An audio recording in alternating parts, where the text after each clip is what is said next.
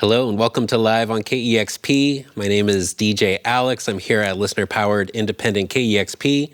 We broadcast live on the dial at 90.3 FM here in Seattle, online 24/7 at kexp.org, as well as from our free mobile apps. KEXP is a nonprofit radio station, so these unique one-of-a-kind performances are made possible by donations from listeners all over the world just like you. And today I am incredibly thrilled to have Grandbrothers here in our live performance space. They're fresh off the release of their beautiful fourth album. It's titled Late Reflections, and they're here to play some tunes. We're going to have a quick chat. So without further ado, Grandbrothers, live on KEXP.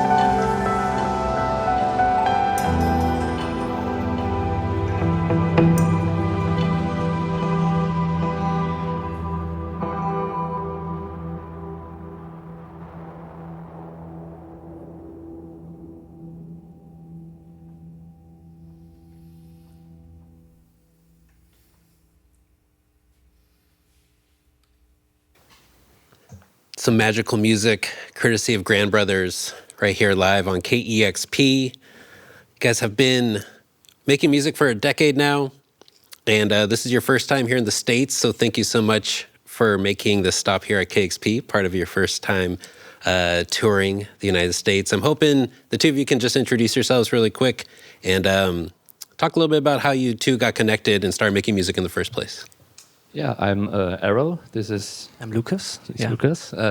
Both we together make music as Grandbrothers. We've met, I think it's more than a decade ago. I think it was 2007. Yes, that's right. Yeah, we met in university and became friends like directly and connected very well. And I think 4 years later we decided we wanted to make music together. We both didn't have a band back then, and both of us have this history with this beautiful instrument. So as kids, like we had to take classical lessons. Didn't really like that kind of classical approach, but luckily stuck to the instrument. I think Lukas as well has been like connected or has like had some connection with the piano as a kid. So for us, it was obvious that we wanted to create something with a piano, and from there, there was like just a plain room, a piano inside, and then we stood there and said, okay, what can we do? We want to make music, whatever kind of music, and we want to do something that, maybe things like these have been done before, but we wanted to create something, build things on our own, have been heavily influenced by prepared piano people like Hauschka, like John Cage, for example, who have this, approach of treating the piano not in just the normal way, sitting here playing the keys, but also doing something with it. And then, Lukas had the idea of building these machines. So it was back then the wish to also play it from beside, kind of. I must admit I'm not that a good piano player as Erol is, so I had to come up with another idea. The concept was from the beginning on, we said ourselves that we wanted to just use the grand piano as a sound source, so really no other instruments like synthesizers or other samples. And so the first idea was to record or sample the piano, what's going on inside with the microphones, and just process it in real time. That's what we did at the beginning, and then my wish was to also kind of interact with the piano in a kind of way that I wanted to create sound. So I come up with this idea of these little hammers, and then they're now a machine I can play from here as a kind of a drum machine. I can program patterns, and it's kind of a self-played piano then. And we attach them over the strings and over attach them to the body. And in the beginning, it was really like a pure concept in terms of everything really happened in the moment. I think one of the tunes we played, Ezra Was Right, was one of the first we wrote in these times. And this has this idea quite well, and you can hear that it's everything really is pure and not that much going on. And during our development, we wanted to kind of make more complex music in terms of elements and beats, for example, because in the beginning it was always just this machine hitting the piano. It's kind of a rigged thing. But then we came up to take samples from piano and manipulate it and do some processing and make kind of drum samples, put it in the drum machine, and kind of worked like a producer and an electronic musician, but stick to this concept to only use the grand piano. Until now, I think we're now working on our fifth album already, right? Crazy. Time goes by so fast. Yeah, someone who I grew up playing the piano as well, started taking lessons when I was 5, played through early high school. I did not stick with it, so it's amazing to see what people can do with the piano, and I think you two do something just incredibly imaginative with the way you use the piano as the sole sample source for everything that's coming through the headphones. And that was the inspiration and kind of the limitations you gave yourself for the first 3 albums. In that first track, Ezra Was Right, I want to say that first crossed my radar courtesy of the Giles Peterson label, Brownswood Recordings, on the Bubblers 10 compilation. I'm curious how that track got to Giles in a way, because He's, to me, a legendary DJ as well, and such an amazing curator. So the first track of yours coming on that compilation, how did that come together? Yeah, I think we also were big fans of his work, heavily inspired by the songs he selects. And back then, when we started, we didn't have anyone to work with us, so it was just Lukas and me writing emails to random people, hoping someone would somehow pick this up. Then, we just I think it was one day we said, okay, we're going to sit here and write 100 or 1,000 emails and just randomly look them up in the internet. Try to also somehow think, okay, he works at this company, so it could be first name dot last name at company.com or something like this. And I think sometimes it worked. Sometimes I think the email never don't know where that went. And for Giles, we had I'm not sure how that got together, but somehow we got in contact with him and just sent him the EP that we recorded in back then in university, and he seemed to like it. And then I think this was also one of the first radio plays we ever had, and of course it was a huge honor for us to, we got the email and said, okay, Giles is going to play this track on Saturday at 3:15 or something, and then we just sat there and couldn't wait for this moment, and then it happened, and it was we were okay, this is we can stop now everything. We've reached everything we ever wanted. And from there, it picked up. Then we recorded the first album, which has been released in 2015, did another record, then got to work with more people, management, booking agency, everything you need to, slowly grow. And it led us to this moment, being here in the US, which is also kind of a really surreal experience for us. Really also a bit tiring, but we don't want to complain too much because it's just we've always been dreaming of doing this, and now we're here in the middle of it and enjoying every second of it. I'm glad that radio play wasn't where the Grandbrothers story ended and you have continued on. I should back announce what you guys played. The most recent track was called Adrift from your most recent album, your fourth full-length album titled Late Reflections, and then a couple from your second album that came out back in 2017. It's titled Open. Most recently, the song that was performed was White Nights. Amazing performance using the piano as a percussion element as well. And then Bloodflow was the second track, and starting things off was that debut track, Ezra Was Right, from the debut album Dilation. The most recent album had a unique inspiration as far as not only were you using the piano as a sole sample source, I believe, for that record, but it's also inspired by the location and a concert series. I hope you can talk a little bit about how Late Reflections, this new album, came together. Yeah, this album is special in that way that the first time it was kind of a concept we had in mind, or in this case it was this room, the Cologne Cathedral. It's one of the biggest cathedral in the world, and we had the opportunity to play a concert there. But what was kind of mind-blowing for us, because we studied next to it. I lived 2 years in Cologne, and I was always walking by this thing, and it was just unbelievable. And we had the opportunity because we met the guy who's in charge of constructing the whole building, and he invited us. And so we thought about to not only play there, but also write music for this place, because it's obviously difficult to play in there just regular tracks with bass drum and kind of a fast tempo, because this huge reverb, it's the 13 seconds reverb. So we had to come up with other tracks, and it turned out to be very, very inspiring for us, because it was the first time we had this kind of thing over the whole album, this idea of this room, and also the reverb we had until then not really worked properly with it. We recognized, because a room can give you so much in addition to what you're playing.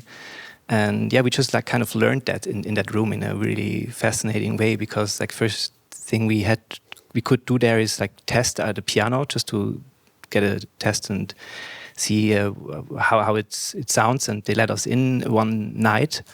You have to know this building is open every time for visitors during the day, so we always had to work there during night.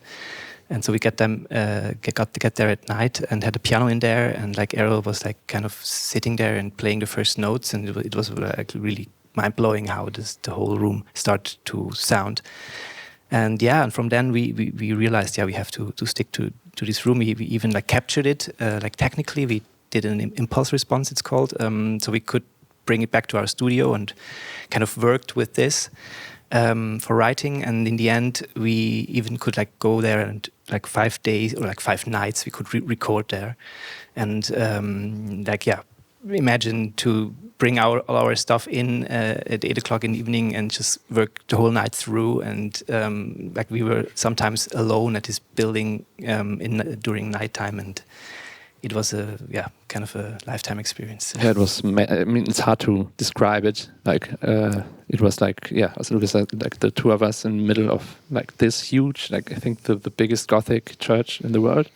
And just it's placed in the center of the city, so next to the main station, train station, and there's always like you can't really like mute the city, so you always would have trains coming in, people running around shouting, especially at night, drunk people, and this also is part of this whole. We tried to at first we said, okay, let's try this train should arrive here, and then we have a gap of 10 minutes, so maybe we'll have to play in this time. But we said at one point we thought like this is part of this whole thing. So there are a few songs like I'm not sure which one, but you can actually hear a train coming in, and it was like one of the luckiest things we ever had. Like it was the frequency, the brakes were in of the train was like the same note of the song. So it feels like it's something that Lukas did, but in real it was just like a train. Or like there was at one time rain pouring down, and it like was the perfect intro to the whole album. So we said, okay, let's put it there and just start this album this way. And